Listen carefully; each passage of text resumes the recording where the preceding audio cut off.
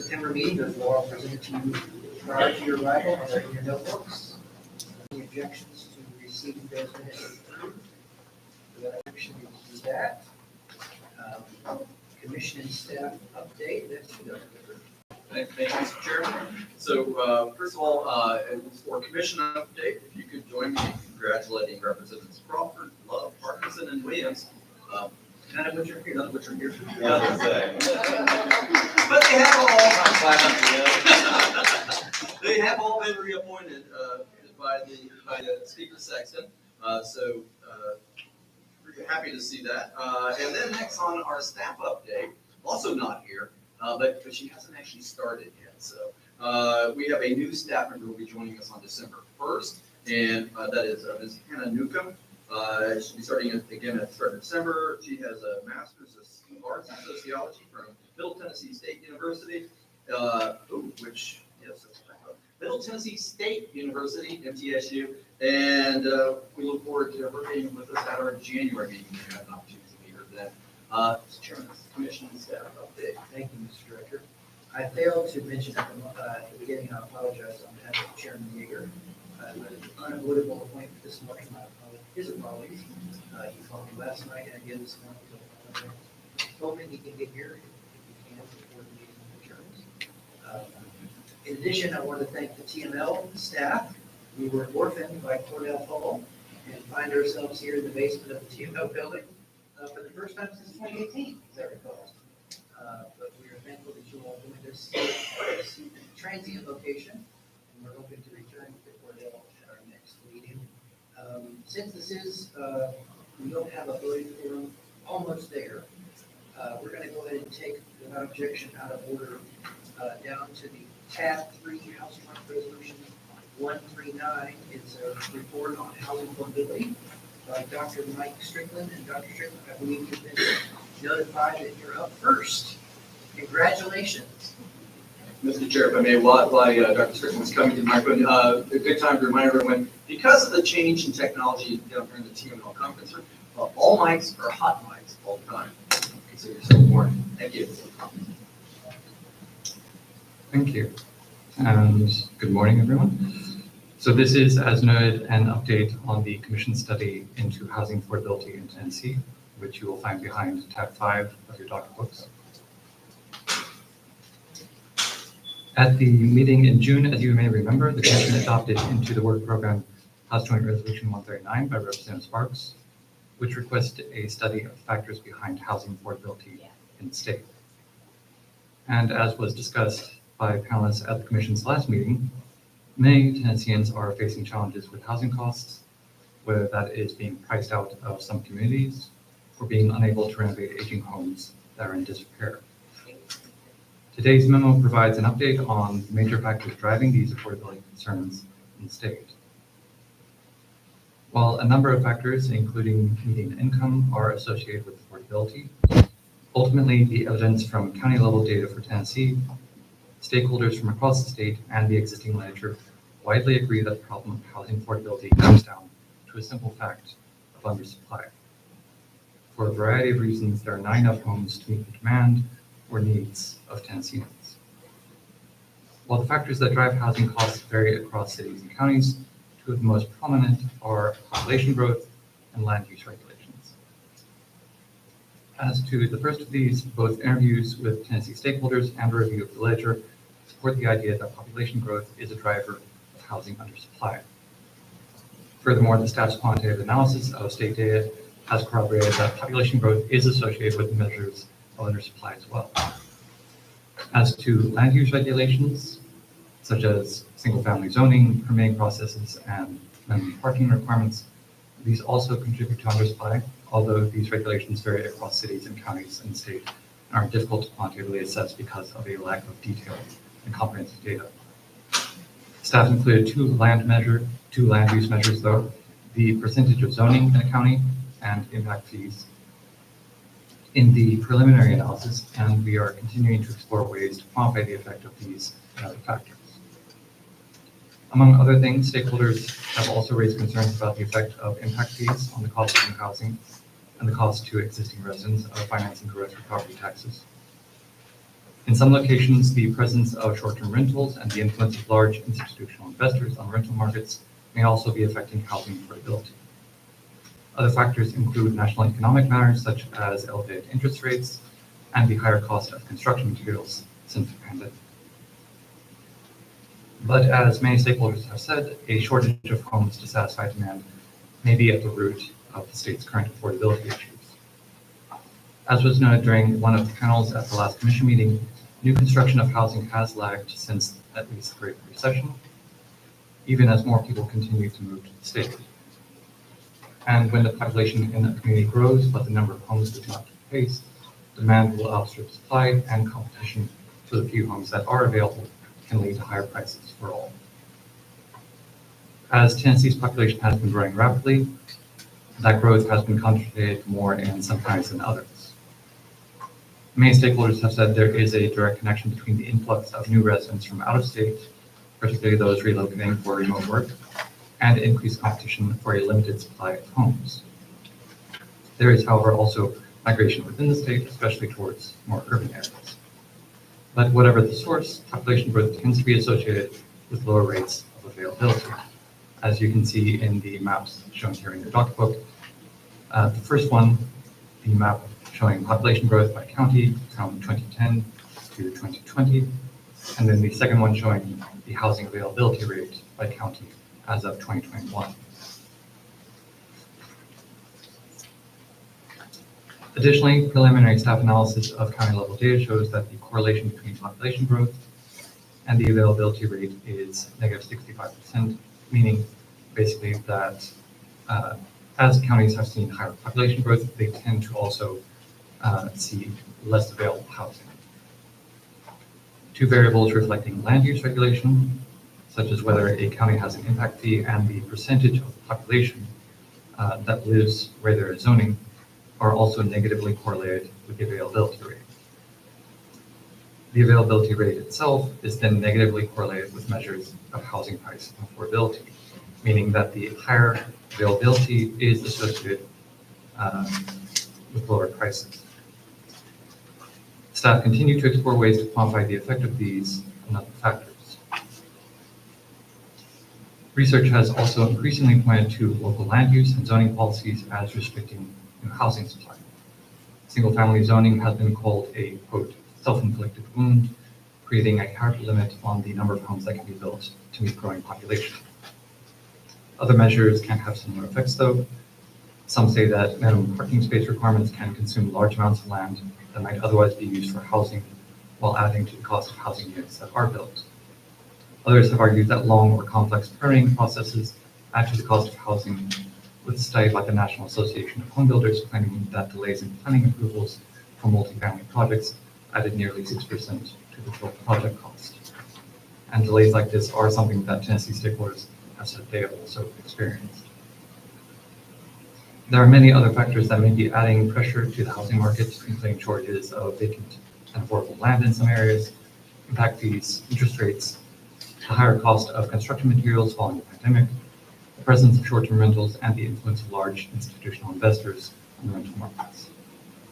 There is an expansive body of academic research on housing costs that shows most of these can be contributing factors. In addition, counties with greater poverty rates are also associated with lower housing prices and greater affordability in general. Given the range of housing issues across Tennessee, stakeholders have said there is no blanket solution that will serve the entire state, while experts in housing affordability also say that measures that might work in higher demand markets may not be appropriate for lower demand ones. The literature and stakeholders between them offer a list of tools that the state and local governments might be able to draw on. These include measures to address the availability of land, reform land use and zoning, streamline permitting, incentivize development or investment in affordable housing, ease taxation or financing for affordable housing, directly assist renters and home buyers, and bolster long-term investments in the construction industry. Recently, several states have undertaken legislative actions to address housing. Most have sought to reform local land use regulations so as to help with the construction of more housing where demand calls for it. California, Florida, Maryland, Massachusetts, Montana, Oregon, Rhode Island, Texas, Washington, Utah, and Vermont, among others, have required local governments to adopt zoning and permitting reforms to bolster housing development. Some examples of those reforms include allowing duplexes or other multi-unit housing on lots zoned for single-family use, allowing accessory dwelling units or ADUs to be built, expediting permitting, decreasing or eliminating minimum lot sizes, reducing parking requirements, automatically rezoning commercial areas to allow for mixed-use development, and so on. Montana, for example, passed a bill this year requiring local governments to adopt at least 5 measures out of a menu of such documents. Arizona and Colorado also considered land use reform legislation this year, which will review several of these same measures, although those bills did not pass.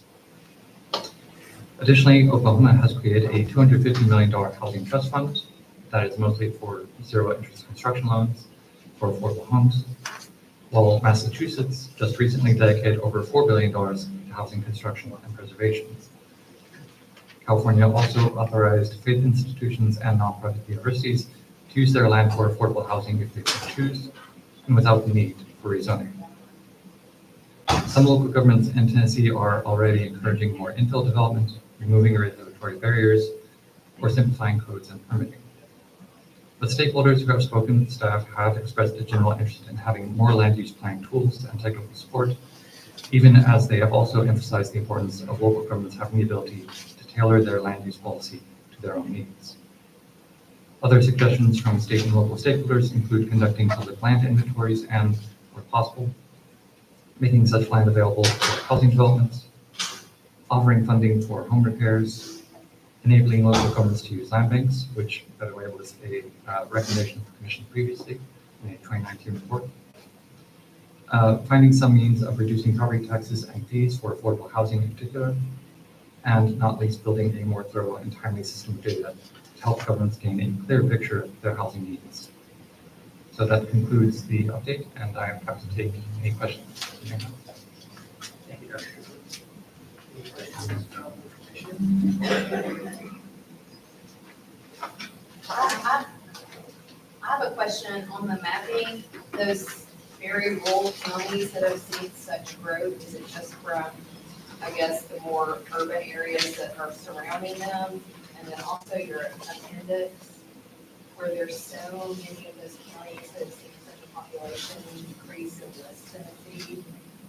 Is there any, known factor for this? So yes, as to the first one, that is something that a number of people brought up in our conversations with them. So this question of the spillover effect. So for example, if you look at Davidson County, where home prices have gone up considerably in the past few years, some people have attested that has driven some people out to surrounding counties. That may then be pushing up prices in those counties.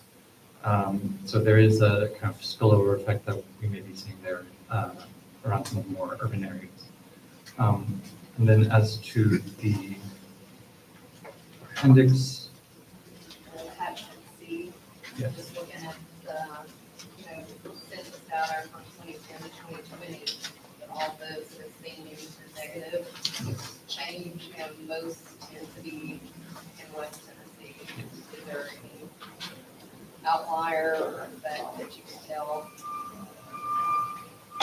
At least as far as housing availability or affordability, we haven't found anything yet, but we are continuing to look at that. Senator Campbell? Yeah, so thank you for this report. So you said there's a great variance in range of demand, which makes sense. I wonder if anybody's given thought to, having a state policy predicated upon saturation or population shifts that would identify state land that could be used for public housing in the more populated areas that are experiencing more of a affordable housing issue. I mean, we've talked about it on the municipal level, but we have a lot of state land as well. And I just wonder if you guys thought about that. Well, so certainly the option of inventorying public land has come up A number of people have recommended that. And we did do a report some years back looking at that specifically. I believe that was in the Land Bank or 2019 report. And so there are some site complications in that. There's no one single source really that looks or that aggregates data on the public land available across all levels of government, but certainly the state and local governments do have some options for assessing the public land that they do have, and then evaluating how much of that might be available for use. One idea that has come up relatively recently and been explored in Atlanta, for instance, is looking at not just public land that is vacant, but that might be underutilized, where they have, say, a library or a firehouse, something that would be compatible with adding housing to that land, possibly redeveloping it, keeping it as the same municipal use, but then adding housing on top of that. To my knowledge, I don't think anyone in Tennessee has done that yet, but that is an option as well. So I just am wondering if when you're looking at comparable states, if you've seen a legislative remedy to extricate to extricate areas that have greater population growth in that policy. So certainly, with some of those states I mentioned, like Oregon and Washington, their measures for reforming land use or zoning is typically they set thresholds based on the size of cities or the size of population or population growth. So they are tailoring that or targeting that to certain areas with higher demand. I was just going to comment, as Mike mentioned, we did touch on that issue somewhat in our report on land banks and derelict housing, but we also did a report, I think a year or two before that, on state-owned property, and this was at the request of Chairman Mike Carter, on having a more public information available on what state-owned land was not being used. And it was primarily, if I remember right, the argument there was that it could be made available for economic development, but you could make the same argument for housing. And one of our recommendations, or remember correctly, one of our recommendations was making the existing state database available for use by local governments. And we need to circle back around to see what's become of that recommendation. But that is just one way to shift that a little bit. And I would just also add, your question reminded me there was actually a story in the news this morning that the Urban Land Institute has recommended, not government land, but that nonprofit church and medical industry, like health hospital and other healthcare land, could possibly be a source for more affordable land for housing. Yeah, that's a great follow-up, Dr. Lippert. If I may, in respect of my departed friend, Chairman Carter, I believe it was also because of the arduous and difficult excess land committee. No one really knows how that operates, and it's some sort of secret Da Vinci code that no one, it reminded me of that old school code that Dr. Fox came up with, that how to pay for students. But it was just a very, very arduous process. And that was one of the reasons he brought that up. Dr. Strickland, if I may interject, you introduced the 2019 Land Bank report, and it just so happens a municipality that I'm very familiar with, the city of Cleveland, is trying to activate their land bank. And I can tell you, although we have legislative approval to do so, only 3 municipalities do have such approval. And now that we have approval, and it's been 5 years, we're still waiting on a recent ruling that we can't use the word bank in the land bank. And I'm trying to get my city manager to tell me which department at the state is saying, until you get approval to use the word bank, you can't use the word bank for your land bank. So I can just tell you, I would love to circle back to that 2019 report and have some further discussion, it is a recommendation and it makes perfect sense, but somehow we have put some stopgaps in the way of it being a very usable, it's one of the most common sense approaches we can use, and we're not having a very easy time creating it or implementing it. Is that concern about the fungibility of it, or what is it? I wish I knew somewhere. We're just being told we can't use the word bank until we're approved to use the word bank. Take that to the bank.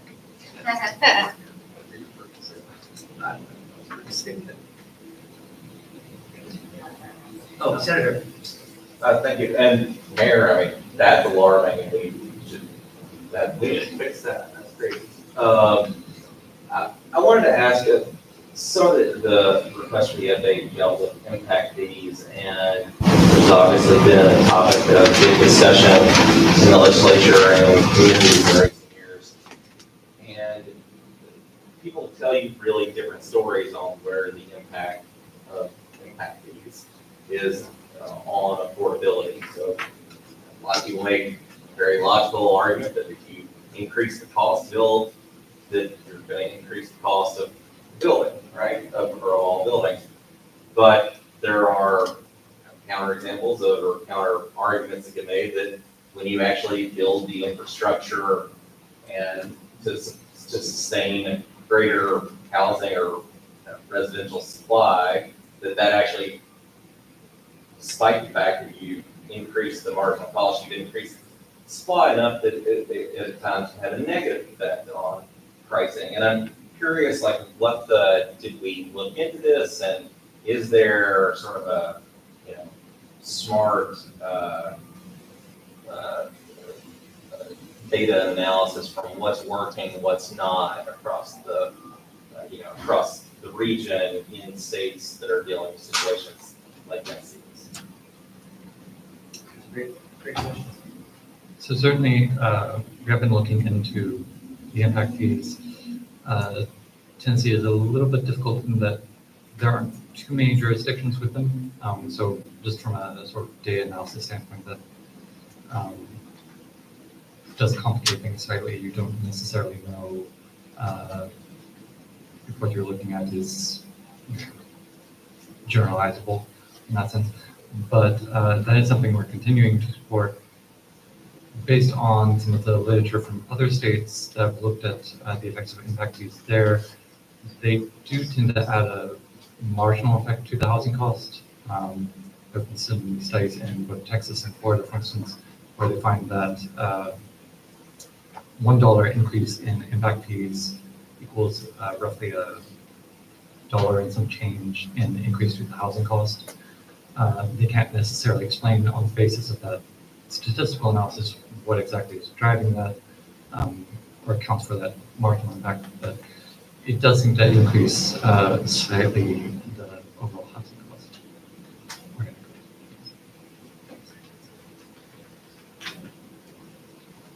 Great. Thank you, Dr. Goodman. Yes, ma'am. Mayor Frank. You kind of touched on, I guess, one of the states offering low interest rates. You kind of touched on how to incentivize more housing to increase the supply, and I guess theoretically also, if you're providing more housing, pricing is more competitive, you may alleviate some of the affordability issues. I know housing is different than cheeseburgers or TVs or widgets, but we had great panelists. We did not actually have anyone who was a developer or a builder. Have you had any conversations to that effect about what they identify as a barrier to getting in? Is it a labor supply shortage? What are their compliance? Just people don't want to get into that field because they don't want to deal with the headache. I mean, do we have any insight into how to get more people into that business? So we were able to speak to some builders and developers. They are a little bit difficult to get a hold of sometimes. They're quite busy people, but in our conversations with them, they certainly have cited a list of factors just like that. You know, labor shortages, particularly some stakeholders in East Tennessee have mentioned that quite a bit. Construction materials generally the major factor. They've also cited things like impact fees, permitting delays are major complaints. But so it's a variety of factors, no one thing. I think what we do, Certainly. one of the things that we've heard, we have had developers up in our city talking about impact fees, but I think that a lot of what I have heard various builders talk about is the risk associated with the time to approval. And so there's certain markets where they are going, ours happens to be one of them. And as a result, it's become such a community with such a strong anti-growth sentiment that they've elected an entire legislative body that said no more growth. And so that's going to create some real challenges as we move forward. And what should have been 51 townhome development has been going on for a year now. And it's because of the anti-growth sentiment and really elected officials that don't understand the cause and effect of needed attainable housing. You know, it's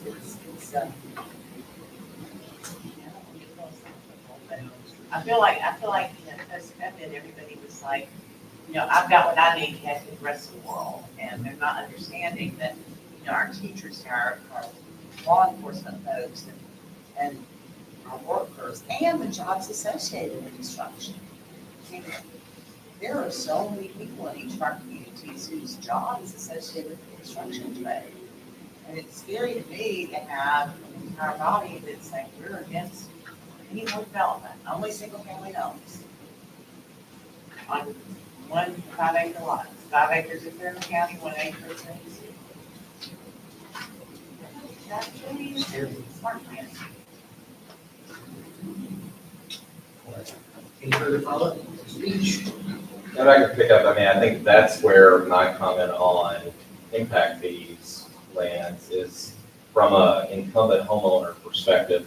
Frankly, if you want to be crass, stop making politics work and assume that incumbent residential homeowners are more likely to be voters. Without impact fees, the cost of new infrastructure is borne by general property taxes. And I mean, you know, I mean, you know, or it's born in the status quo, right? Like whatever if there are additional infrastructure needs that come from development, they have to be borne by the existing tax structure we have. And people are worried that those things can lead to increases. And so I think that's the question is whether the anti-growth sentiment can actually be slightly mitigated by you know, through, and it's really like it's an empirical kind of question, really, Right. that I'm curious about as to whether, Well, and I'm sure it leads to the actual increase of, you know, one particular house, you know, becoming more expensive. The question is, does it lead to an incentive structure that leads to a greater supply? Well, I understand that our builders do pay impact fees in the form of improvements required as far as laying the infrastructure Right. and making the improvements.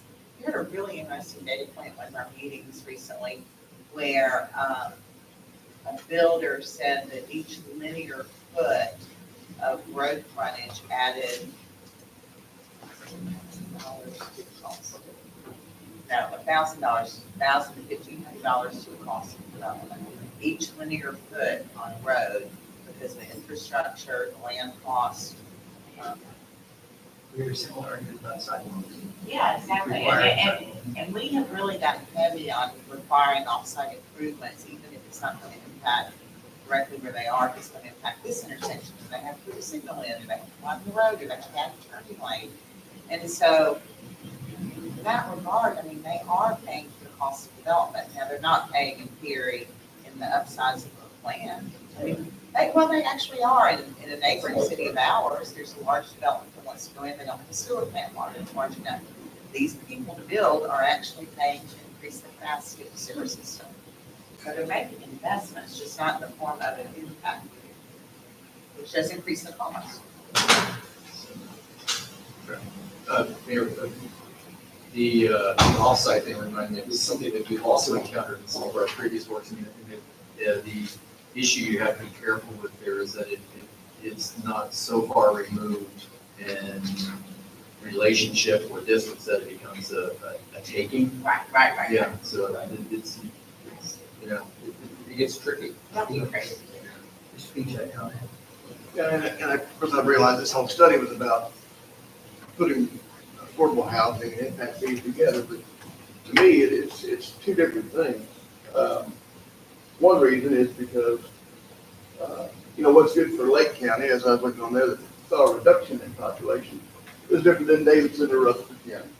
So you've got different needs, and I'm never, not supposed to say never, but I'm usually not ever for taking away the ability for locals to govern themselves.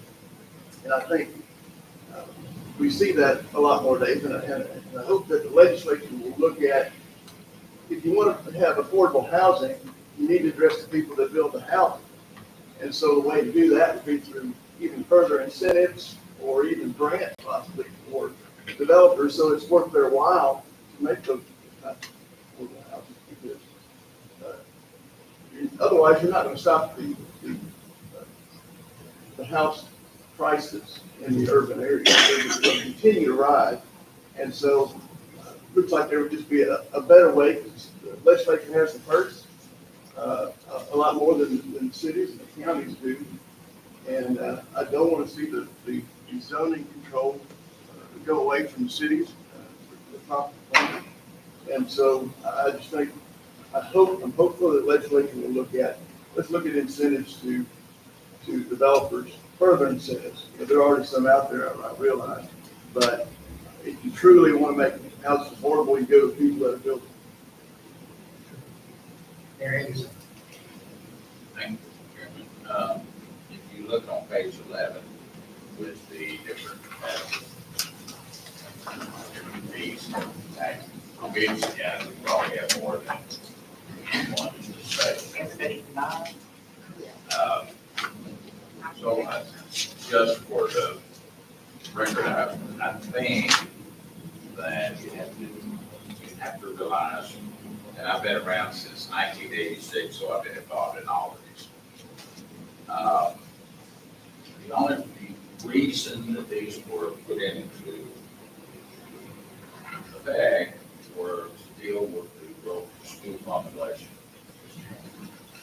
And cities, and I don't want to get into the city and county role, but I think it's important that the three of us here today that are in the counties, it's about schools.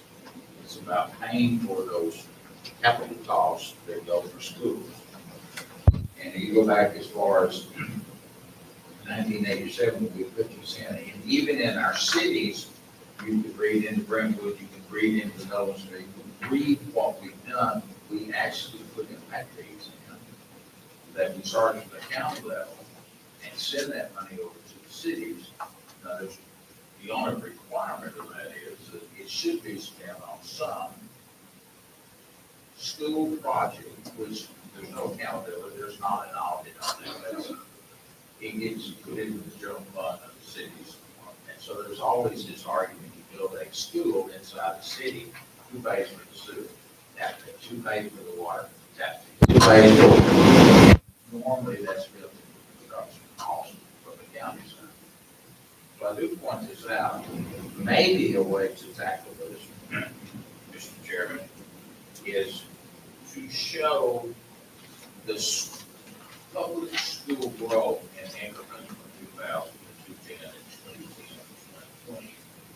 We've just issued some more bonds just last week for school building programs. And our bond council and Moody's got another AAA rating, which I'm proud of, but the percentage of students leaving public schools across the state is not too much to brag about. You're seeing a drop of against students for public education, except for areas like Rutherford County, Dixon County, Murray County. Why is that? Why is that?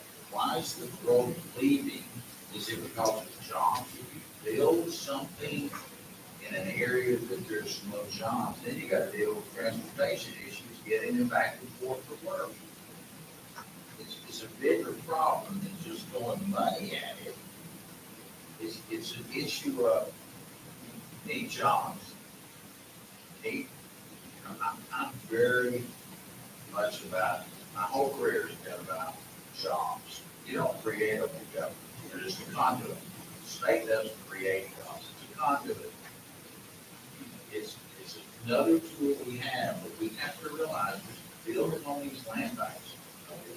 Bad inside the city causes a problem that somebody else may have to pick up. But if you look across the state, student population growth is down and down significantly. And are they going to private schools? I would challenge TACIR to investigate that. Are we attracting more of crossville out there? Singularly. Are we, if you go on and on and on with the scenario, I realize that the cities, your Achilles heel is public safety, of fire and police and all of them. But every time a new unit comes up in the city, the counties have got to educate the students. And so that's been our impetus. The one that's not on here. So I don't know how this data is, but you look on page 11 and the amount of millions of dollars we've got. That's, anybody realize what a high school costs these days? They're just shy of $100 billion.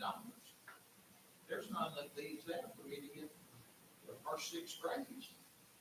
So the home builders took us out and said, we're going to challenge you, we're going to take you to court. They weren't successful.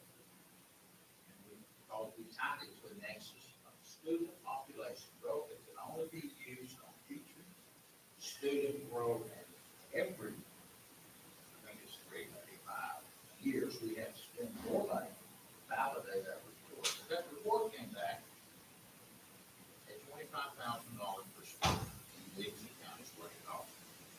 Ground, building, education. Simultaneously. That's about what it costs to go to private school. Isn't that interesting? EGA, the ones we've got. Now, some here in Nashville, a little bit more. Innsworth, MBA, great schools.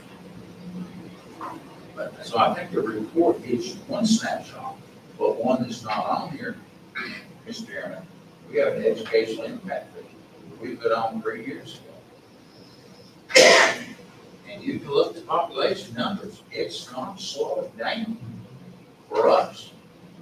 And I know the mayor in Rutherford County, who's not here, Joe Barr, who was very anti, but he had been in office 30 days and all of a sudden it's called governance. Now, how the hell are you going to make it? And he went and spent a whole lot of time and energy this last year trying to get that and got nowhere with the legislature. I'm on this committee bringing what I see in Williamson County. We don't send more money to education. That's not the answer. We've got to figure out this solution for Dixon counties, the Rutherford counties, the Murray County, and I'm sure up in Anderson County, you're experiencing growth, but it's down 3%. I mean, we're getting 33% growth. I can't put that on the ball base. I can't do that. So there is another side of that issue that needs, you really need to dig down into it. Because they can live in Williamson County, but they can't go to school in Dixon County. I wish they could, if all some of these headaches. I'm tickled to have Rutherford County's fastest growing county in the state. I'm honored to lose that title. Part of that was through our zoning mechanism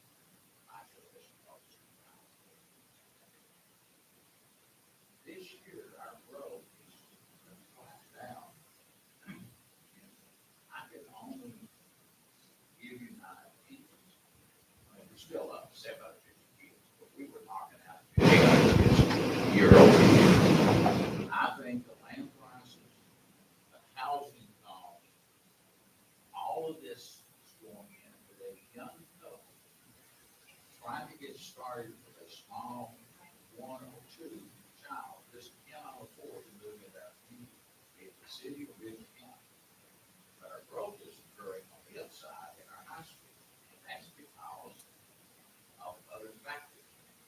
Your second home, your third home, you're a little bit more stable in life, you don't have to go out. But our growth is still for Senator, and it has not stopped. And it's the local developers who swallow out it's the out-of-town developers from the Dallas and the Louisville's and the, because the local developer sees the money being put back into the school and they sell their home. We've got one community that's supposed to grow in the next 10 years. An area around Page High School and Ravenwood High School is growing. It will grow at 50% next 10 years. And we have no sewer. It's all separate factors, all lots or treatment. I think there's something really valuable in all this debate conversation. That there's some value in analysis, because when you talk about what you're seeing in Queens County, what we're seeing in Center County is in some ways similar, but some ways different. Our population is actually obviously grown astronomically. Our school population increased 3%. Yeah, and I think what is happening, I think it's all the things that you mentioned, plus added homeschooling, and people having fewer kids, that kind of thing. But what I'm seeing in Sumner County, in my own experience, is it does speak to kind of different times and experiences in schools. A lot of my friends are sending their kids up to middle school and then either homeschooling or sending them to private education at middle school and high school. But our population, in spite of our population growth and how all over the place it's been and how large it's been in recent years, our school population growth has been very consistent for almost 25 years. Like about an average of 1.5% per year for 25 years. We didn't really have any growth back 15 years ago. Mr. Chairman, can I come back to that?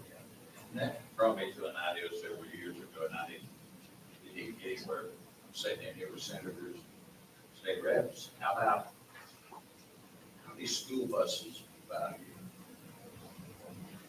We have 350 school buses. How about the state buying school buses and allowing counties to get them instead of giving me money? Buy my school buses. Buy them all large, and you deal with those people that can't get a G for 18 months. And throw fire trucks in there on top of it. I mean, everything we're doing at the local level, we don't have the power of the state. Maybe look at, just, you got 95 counties, you got some extra money, I'll take all the money for school buses you want to get.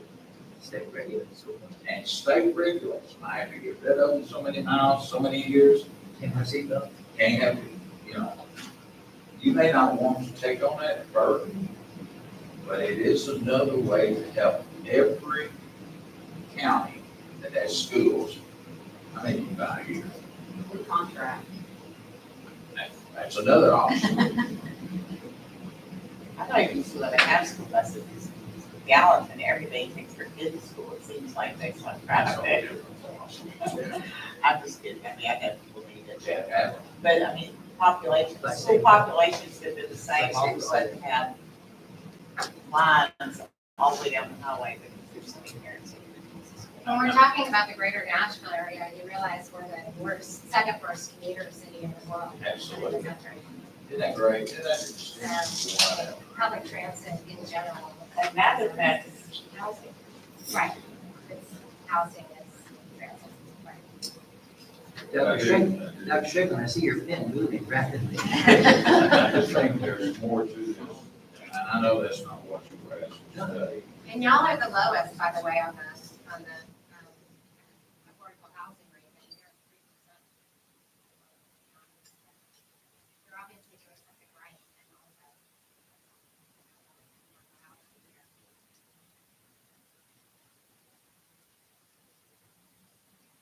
All right. Any other questions or comments? I'm sure we are grateful.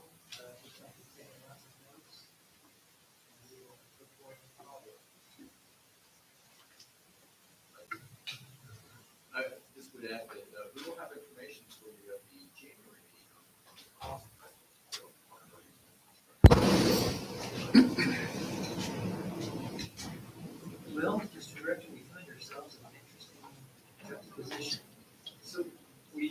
We have one other member who is en route, which will give us a forum. We want to, the chair entertain recess for 5 minutes. Not available. Recess. The only subject I've had.